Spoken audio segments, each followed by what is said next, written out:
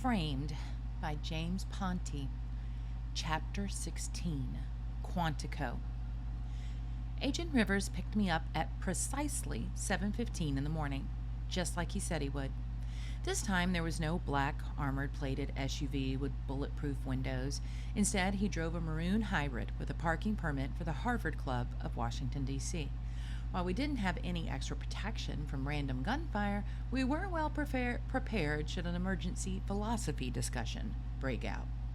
His usual uniform of dark suit and matching tie had been replaced by sweatpants and a t-shirt, both neatly ironed and bearing the shield of the FBI. "Ready for your big day?" he asked as we merged into the traffic heading south on the interstate. "As ready as I can be, considering I don't really know what I'm doing," I replied. Beyond the pickup time and the instruction to bring gym clothes, the text was pretty vague on details. "It's just some introductory training," he replied. "If you're going to be a consultant with the Bureau, you'll need to do this every now and then. It's what we call a necessary evil." "And we're training together?" "No. I have to take a couple recertification courses," he said. "I'd already scheduled them about a month ago and figured we might as well take care of yours at the same time. And this way your parents don't have to drive you down to Quantico and wait in the lobby all day." Quantico is a Marine Corps base in rural Virginia that's home to the FBI training center. It took us about an hour and a half to get there, and during that time I learned the following things about Agent Rivers. 1. Although his car was almost as clean as his office, a pair of empty cups in the cup holders indicated he's a fan of gourmet coffee. 2. Unlike the agent who drove us in the SUV, he never goes so much as 1 mile over the speed limit. 3. Judging by his reactions to sports talk radio, he's an avid fan of the Washington Nationals baseball team. 4. When I asked him about a trumpet case in the back seat, he told me he plays in a band called Funk Brothers Incorporated that performs at bureau parties and weddings and is made up entirely of fellow agents. We got off the interstate at a town named Garrisonville, and I started to get a little, I don't know if anxious is the right word, but I was definitely curious about the day ahead. "Can you tell me what kind of training it is?" I asked, "or is it top secret?"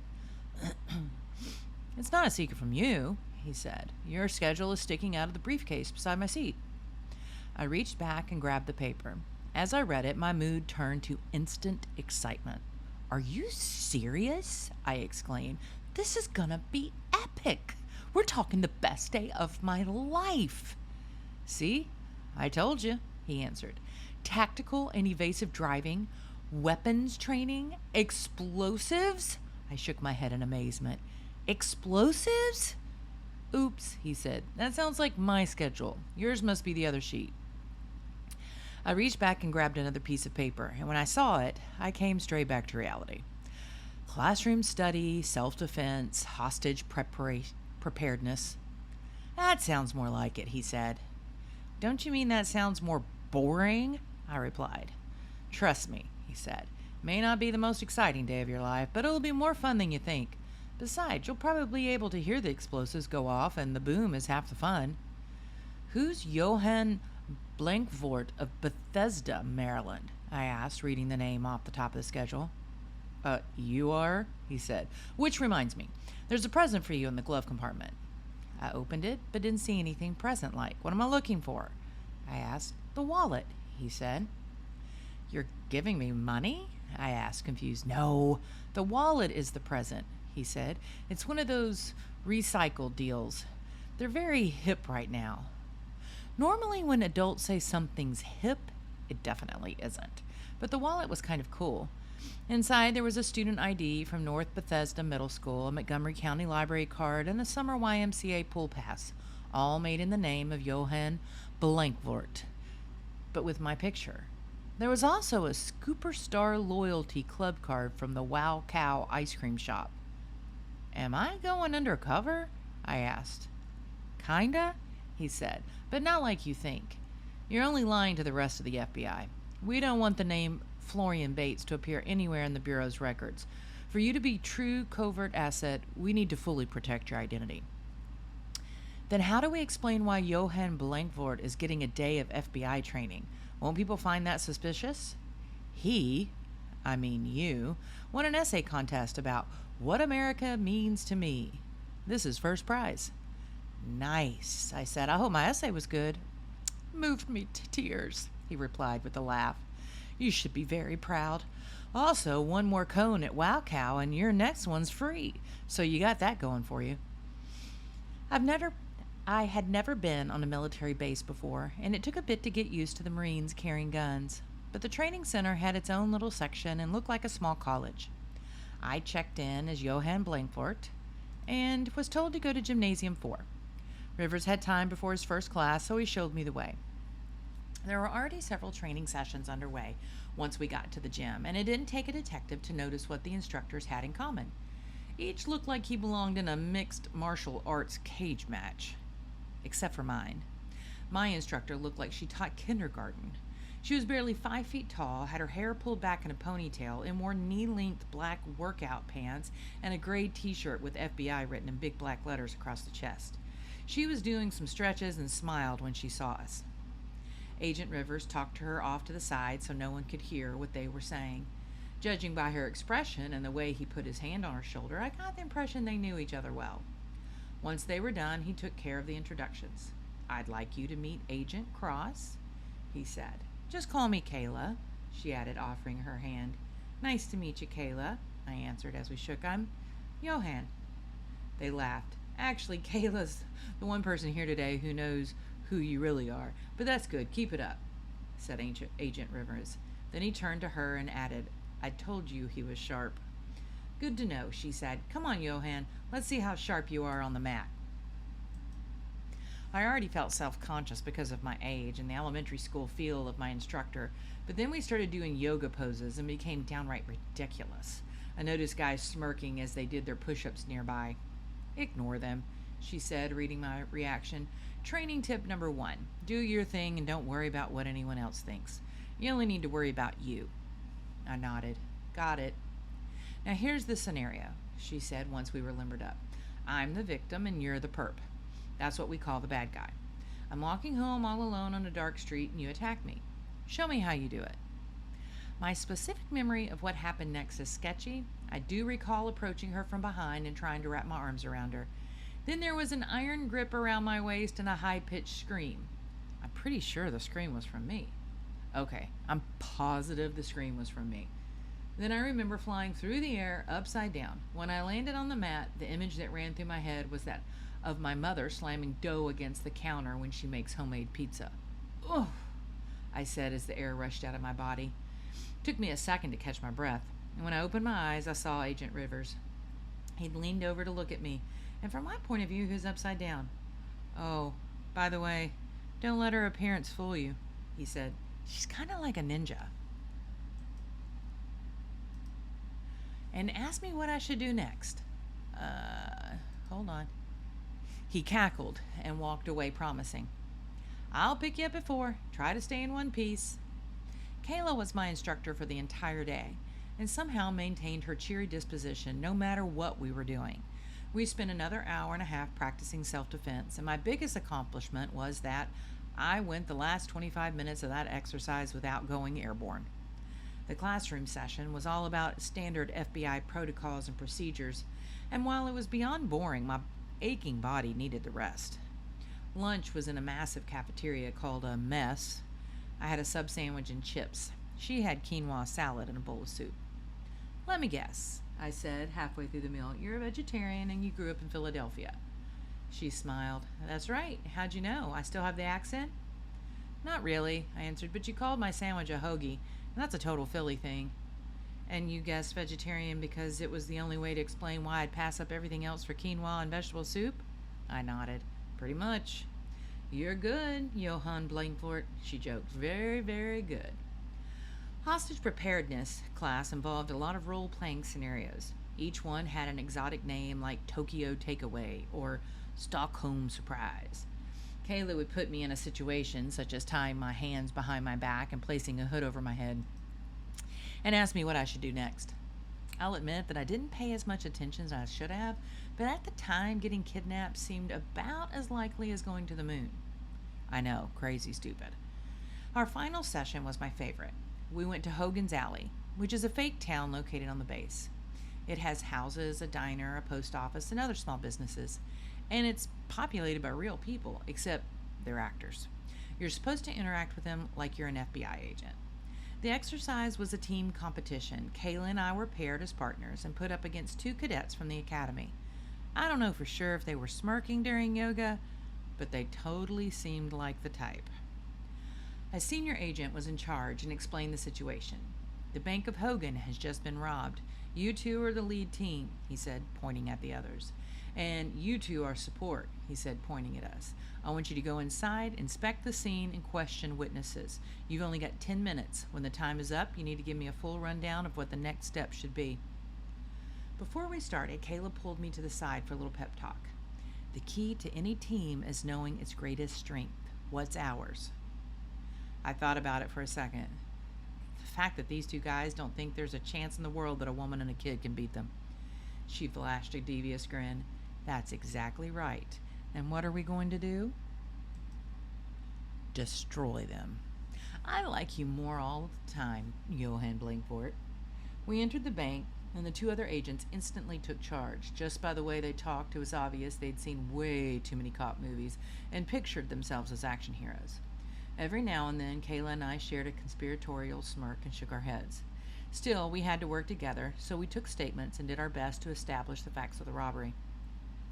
The eyewitnesses all told the same basic story, with each providing a unique detail or two. Here's what they said. Two men wearing masks entered the bank with shotguns drawn.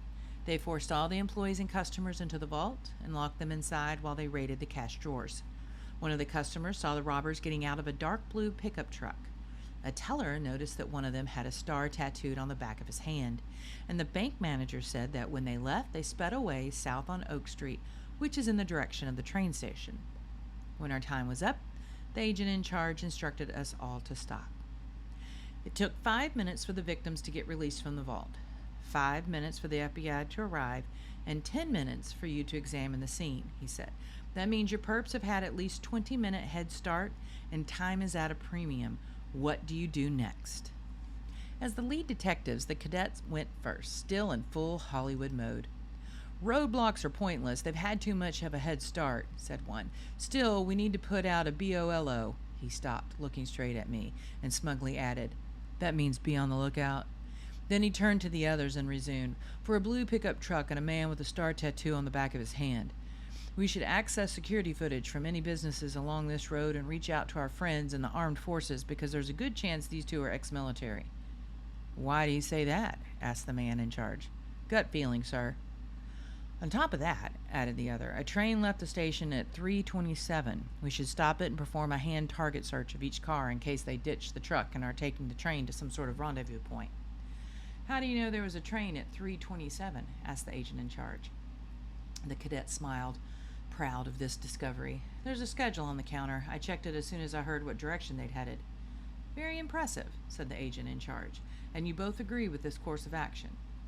They nodded with supreme confidence. What about you two? He asked Kayla and me. We shared a look, and I could tell by her expression that we'd both come up with the same solution. Go ahead, she said to me. You tell him. Well, that all sounds very good and official, I said, referring to the other agent's response. Especially that BOLO thing, but I think it would require a lot of manpower and resources. You can't cut corners when it comes to bank robbery, one of them said to me. All that matters is putting cuffs on the bad guy, said the other.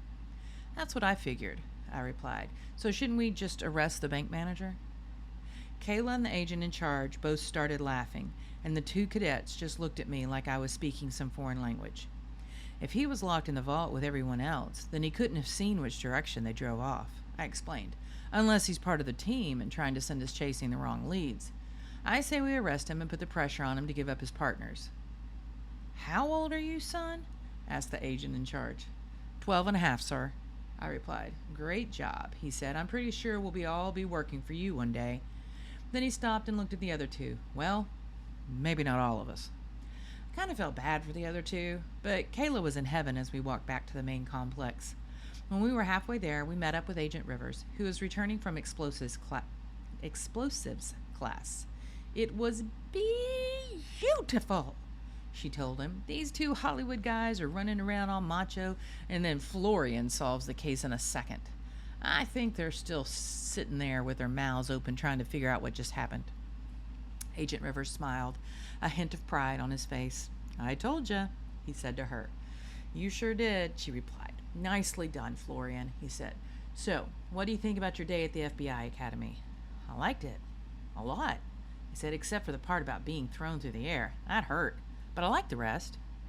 And Kayla? Kayla's the best, I said. Then I looked at him for a moment and decided to show off a little. Of course, you already know that, considering she's your girlfriend. They both stopped walking and gave me a dumbfounded look. I basked in the moment without saying much. It really is my favorite part of solving a mystery. The instant you get to share what you figured out and everybody else gives you that look. How did... He stammered. What? I asked. Was I not supposed to know? Chapter 17. The Trouble with Secrets. As we walked toward the main complex from Hogan's Alley, I had a bounce in my step. Not only had I done well on the bank robbery exercise, but I'd also figured out that Agent Rivers and Kayla were boyfriend and girlfriend. How did you know that? Asked Rivers. I smiled broadly and began to reconstruct. Well, there were about 4 clues in all, I said. The first was when I got in the car. I'm not exactly tall, but even I had to move the seat back.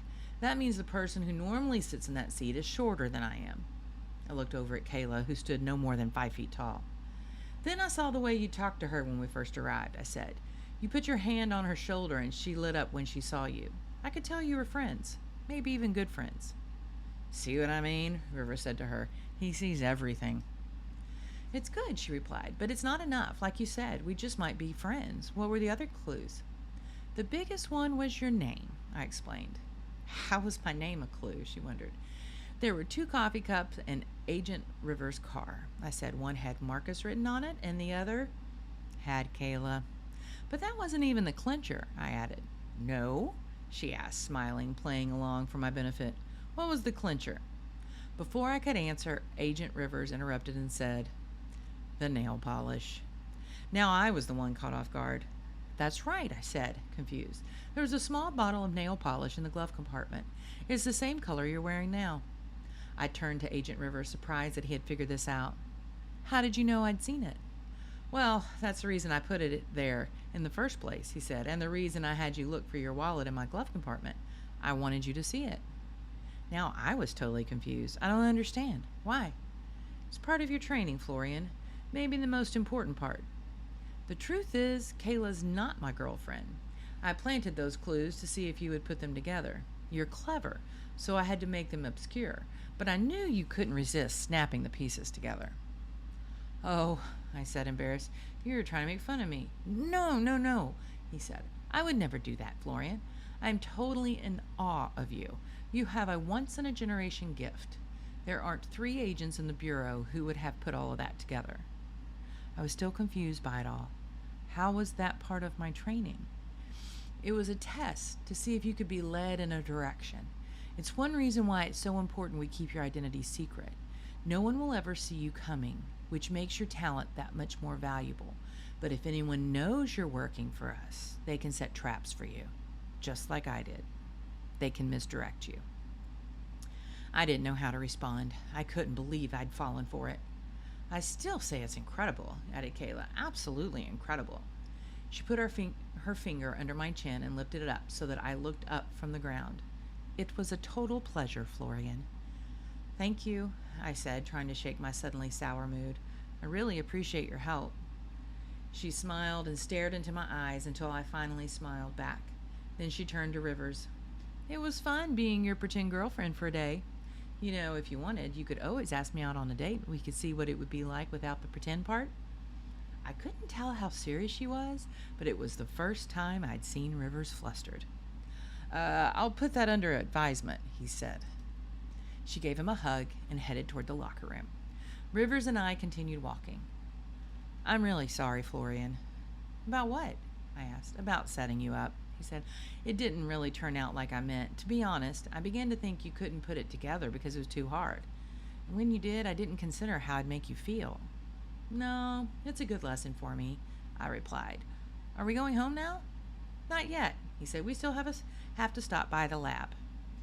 The FBI lab was located on the edge of the campus. Rivers flashed a badge to get us past 2 security points, and we took an elevator to the 5th floor. What's up here? I asked. Ancillary field equipment and devices. I gave him a raised eyebrow look. You guys really hate English, don't you? Gadgets, he said with a laugh. Very cool gadgets. This is where I got my panic button, disguised as an asthma inhaler, as well as a pair of sunglasses that had a small camera built into the frames. What do I need that for? I asked him. You don't, he said, but they're cool and I thought you might like them. I smiled. That works for me. I also want you to have this Smart Trip card. He said it's good to ride on any metro or bus in and around the district. I've already got one, I said. I use it all the time. Well, this one's a little different, he said. First of all, you never have to put any money on it. It resets automatically, so you ride free forever. Cool, I said. Even cooler is the chip that's in it. We can track wherever it goes. Like those chips you put into a dog collar in case your dog gets away. Isn't that what the panic button's for? I asked. No, he said. You press the panic button when you're having trouble. If you do, we come crashing through the door so your cover's blown. This just lets us keep track of where you are. Okay, I said. I guess that's a good thing. Don't worry, we're not going to spy on you, he assured me. We just want you to be safe. Now, let's go down to the basement to see a friend. We rode the elevator to sub-level 4 and walked against the tide of people leaving for the day until we reached a door. Who's the friend? I asked. His name is Dr. Eduardo Gonzalez, and he's one of the world's preeminent forensic scientists. We went to open the door, but stopped right as his hand reached the handle and turned to me.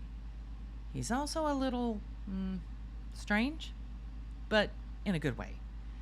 We stepped into a room filled with the sound of Spanish music and where numbers were scribbled all over the walls. I got the impression the doctor didn't waste time looking for paper when an idea struck.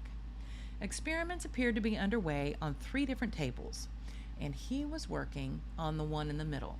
He had wildly curly hair and sang along with the music.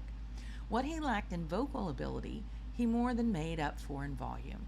He was so focused on the experiment and the music that it took him about 20 seconds to notice us. Old Man Rivers, he said, looking up from his microscope. ¿Qué pasa? Not much. How are you doing, Gonzo? The scientist's happy mood disappeared the instant he noticed that I was in the room. Who's this? A friend, said Agent Rivers. Johann Blankfort. Buenas tardes, I said, trying to win him over. Buenas tardes, he said skeptically. He's the one whose grandmother I told you about, Rivers said to him. I had absolutely no idea what he was talking about, and reading my confusion, Rivers turned to me and explained. I told him that your grandmother found a painting in her attic and didn't know if it was an antique or a fake. He said to me, I hope you don't mind. No, I said, still unsure what was going on. You see, I wanted Gonzo here to run a test to tell us if the paint was old or new. That way we'll know what we've got on our hands. I finally realized that this was what he'd done with the paint chip from Woman with a Parasol. Except I told him I'm not supposed to use the equipment for unauthorized jobs. Gonzalez said, a test like that costs the taxpayers. Now I realize that this was also a negotiation. How much did it cost the taxpayers? Asked Rivers. Box seats for the Nationals game? He pulled a pair of tickets out of his pocket and put them on the table. Gonzalez didn't pick up the tickets, but he did look at them. The Yankees game? Sunday afternoon? He said admiringly. That might cover the cost of the test. But when you dropped off the paint chip, you also said you wanted the job rushed. The rush cost extra. I thought it might, said Rivers. That's why I brought another pair for the following Sunday. He laid another pair of tickets on the table. Gonzalez scooped them up and slipped them into the pocket of his lab coat. Well, let me see if the results are in. When the scientist ducked into a little office, Rivers turned to me and whispered, He doesn't even use the tickets for himself. He gives them to the Boys and Girls Club. He likes to act like he's tough, but he's one of the good guys. 2 minutes later, Gonzalez came back with a printout and handed it to Rivers, who looked at it with total confusion. You know, of the 3 people in this room, only one of us is actually a nuclear scientist, he said. You mind translating? Gonzalez pointed at some of the numbers on the printout. See that? It's strontium. He pointed to another and added, and that's cesium. What does that mean? I asked.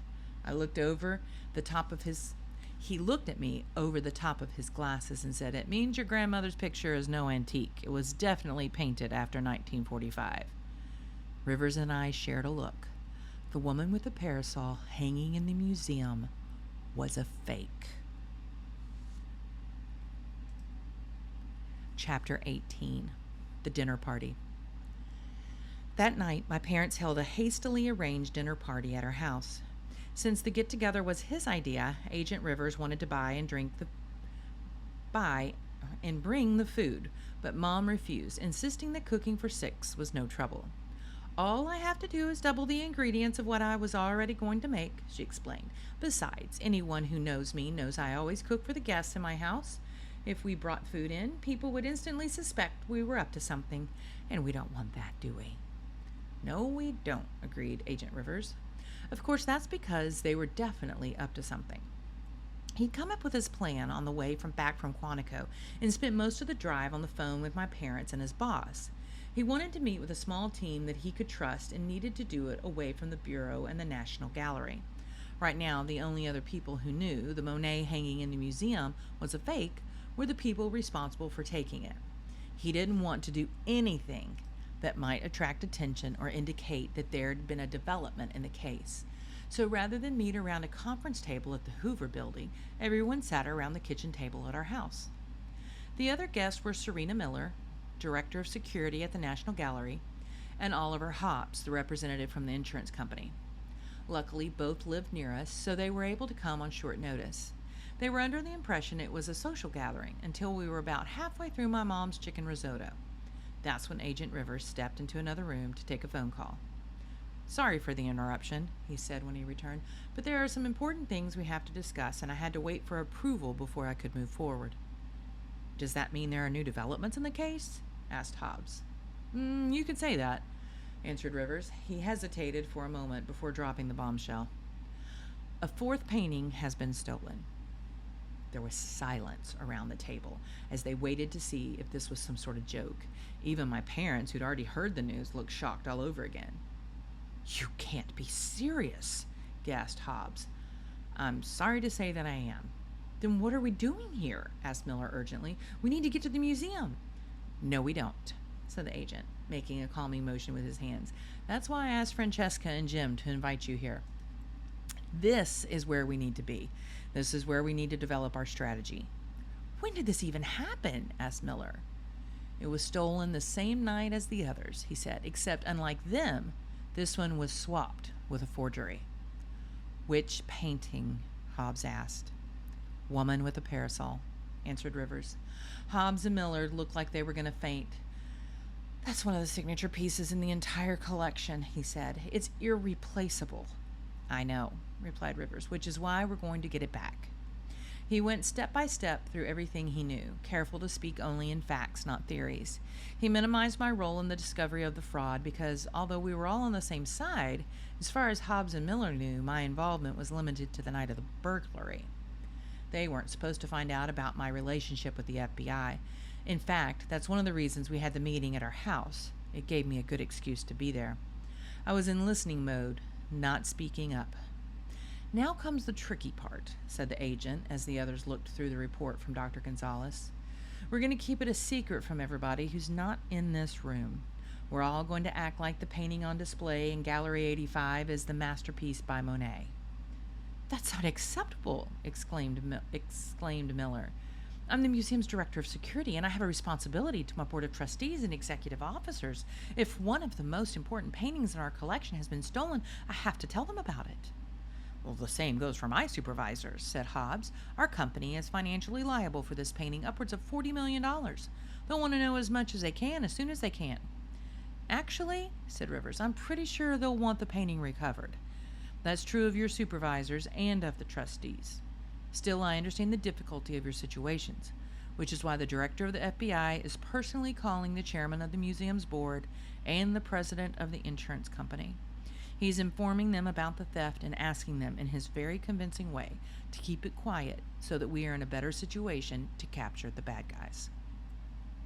He waited to make sure there were no more complaints, but the mention of the director's involvement seemed to put an end to the protest. "All right then," he said. "This food's delicious, so let's keep eating and figure this out." "Why do you want to keep it a secret?" asked Mom. "Wouldn't people knowing about it help put pressure on the thief?" "Yes, but pressure's not what we want," he explained. "I want the opposite of pressure. Right now he thinks he's gotten away with the crime of the century. That's good. We didn't catch him at the recycling center because word had already gotten out that the other paintings were recovered. As long as he thinks we don't know about the Monet, he's far more likely to make a mistake." "What's the latest on the artist who painted it?" asked my father. "According to our counterparts at Interpol, Pavel Novak has not been seen since he flew from Washington to Prague the night of the burglary. We suspect he's somewhere in the Czech Republic, but realistically, he could be almost anywhere in Eastern Europe. We're working with local police agencies and also trying to check with sources who have connections inside EEL." "That's the crime syndicate you mentioned at FBI headquarters?" said Mom. "That's right," he replied. "The Eastern European League is involved in illegal activity throughout the region. Even if it wasn't involved in this particular case, it's almost certain to have a history with Novak or any associates he may have." "What about the burglar?" asked Hobbs. "The custodian who went missing?" "We're still following multiple leads, but so far we're frustrated by our lack of results," he admitted. "We've looked at all the custodians who've worked in the National Gallery in the last year, and each one has a solid alibi. The same cleaning company provides custodial services to the Department of Labor, the Bureau of Engraving and Printing, and the National Archives. So we're looking into all of those employees as well. But there are hundreds of names." The mention of the National Archives caught my attention, and I must have reacted because Ancient Rivers stopped talking and looked at me. "Florian, is there something you'd like to say?" "Not really," I replied. "It's just that when you mentioned the National Archives, it made me think of something. Actually, someone." "Who?" my father asked. "Earl," I replied. "I don't know his last name." "Earl Jackson?" asked Serena. "The man who was working in the security center the night of the burglary?" I nodded. "He's been with the museum for 10 years, she said. "I guarantee he had nothing to do with this." "I didn't think he did," I replied. "It's just that he came to mind and I guess I made a face." "Why?" asked Agent Rivers. "What does he have to do with the National Archives?" "He told me he used to work there," I said. "He left for 2 years and said he begged Miss Miller for his job back." "Is that true?" asked Rivers. "Yes," said Miller, "but I mean it when I say there's no way he's involved." "Well, someone from your department is," said Hobbs. "What's that supposed to mean?" she replied angrily. "It's obvious," he answered. Let's not get into finger-pointing and accusations," said Rivers. "Someone from your department has to be involved," Hobbs reiterated, ignoring the agent. "Someone had to tell the thief that the security system was going to be reset at precisely 1:15. "And you think it was Earl?" she replied. "I have no idea if it was him," replied Hobbs. "I've only met him a few times, so I don't know him. But I do know that he was in charge of the security upgrade the night the paintings were stolen, and now it turns out he has a connection to the National Archives, which may be important." It was about to erupt into a full-fledged argument when my mother came to the rescue. "Who wants dessert?" she said. Agent Rivers brought an apple crumb pie that looks delicious. At first, no one responded, so I jumped in. "Do we have any ice cream to go with it?" "Of course we do," she said. "Sounds good to me," said Agent Rivers. The pie did the trick and the argument was averted, although Hobbs and Miller exchanged angry looks with each other the rest of the evening. The focus of the conversation turned to the different types of people behind most art thefts. "There are 3 basic types," said Rivers. "Knuckleheads, masterminds, and extortionists." "What are knuckleheads?" I asked. "Basic criminals, usually not so bright, who see an opportunity to steal a piece of art and take it," explained my father. "They're usually short on planning and have no idea what to do with what they take. They're also responsible for most of the art stolen around the world," added Miss Miller. "But I don't think that's what we're dealing with here," said Rivers. "Breaking a window and grabbing a picture off the wall is one thing, but creating a high-level forgery and swapping it with the original takes meticulous planning. Which leads us to mastermind, said Hobbes, a crime in which a very rich person targets a specific piece of art to add to his collection. That would be the case here, speculated my mother. Woman with a parasol is iconic. No doubt, said Rivers, but the truth is, the mastermind art thefts tend to be more of what you see in movies and less of what happens in real life. So you suspect extortion? Said Serena. I'm leaning that way, he said, but I want to stay open-minded. What's extortion? I asked. Agent Rivers turned to Oliver Hobbs. You want to tell him? That's when criminal syndicates like EEL acquire a painting and then try to ransom it back to the insurance company or museum, he said. Officially, insurance companies do not pay ransoms, but unofficially they do offer rewards for information leading to the return of stolen paintings, which some people claim is really the same thing. Why would an insurance company pay that? I asked. Woman in Parasol is valued at roughly $40 million, he said. That's what my company will have to pay the National Gallery if it's not recovered so that they can purchase something of equal value to replace it. But whoever has it can't sell it for that much on the black market because of its history. It's toxic. So if they offer to help find it for $2 million, then they take a lot of money and we save $38 million. But that's not going to happen in this situation because we're going to catch the bad guys and get it back ourselves, Rivers claimed. I like your thinking, said Hobbs. So will my bosses. How do we do it? Asked Miss Miller. Each of us has to work a specific lead, he said. I know you don't want to think that anyone at the museum might be involved, but it has to be considered. The thief did know that the security system was going to be shut down. Isolate who had that information and see how word might have gotten out. Also, keep an eye on your staff and watch for suspicious behavior.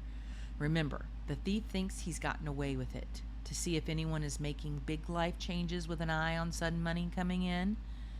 He nodded. Fine. Or she nodded. Fine, I can do that.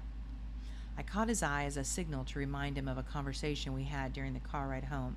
Oh, and can I get a record of who in the staff has traveled to Europe in the last 3 years? She gave him a confused look. Why? If there is someone from the museum involved, we have to figure out how he might have met Pavel Novak. In the first place, he said, he's never been to the U.S., so the odds are that meeting took place in Europe. Europe is an entire continent, she pointed out. How can you possibly figure out if two people met each other? I can't, he said, but we have this genius at the Bureau. If anyone can figure out, he can. His name is Johann Blankvort. As he said it, he shot me a look. What do you want me to do? Asked Hobbs. You've dealt with extortionists before, and you know about the black market, Rivers said. Put feelers out to see if there's been any chatter that might seem even the slightest bit connected to what we're dealing with. I've also got a database of every major art auction in the past 20 years, Hobbs said. Now dig around and see if anyone has expressed particular interest in Monet or the major Impressionist works. That's a great idea, Rivers said. I'd love to get a copy if I could. I might show it to Johann. Of course. Now Rivers turned to my parents. I know you don't have an official role in this investigation, but your brain power and breadth of knowledge are greatly appreciated. If you think of anything, please let me know. Our pleasure, said Mom. Absolutely, said Dad. And remember, he said to everyone, the key to this is that we keep it a secret. If word gets out, everything changes.